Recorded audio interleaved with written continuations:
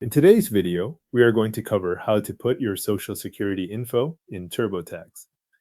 Start from your TurboTax account while you are already signed in, then open your current tax return so you are working in the return you want to update. Once the return is open, look to the left-hand side of the screen for the navigation menu. In that menu, select My Info. This takes you to the area where TurboTax stores your personal details for the return.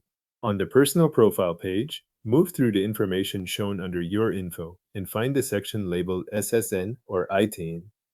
This is the section where TurboTax asks for the identification number connected to your tax filing. When you locate it, click Review/Edit. That opens the page used to enter or update this part of your profile. You should now be on the page titled For Important Tax Credits. Enter your SSN or ITN. On this page, click into the SSN or ITN field and type your Social Security number. Enter the number carefully so the digits match your official record. If you are entering an ITN instead, use that field in the same place shown on the page. This step is where the information is added directly to your return. Before moving on, look just below or near the entry field for an additional option tied to your Social Security card status. If your Social Security card has the words "Not valid for employment" printed on it, select the corresponding checkbox on this page. If that wording does not appear on your card, leave that box unselected and continue with the information exactly as it applies to you. After the number is entered and the checkbox is handled if needed, click Continue.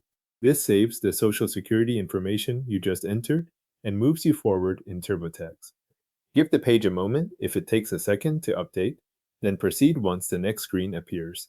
When TurboTax returns you to your personal profile, review the page for anything else that still needs attention.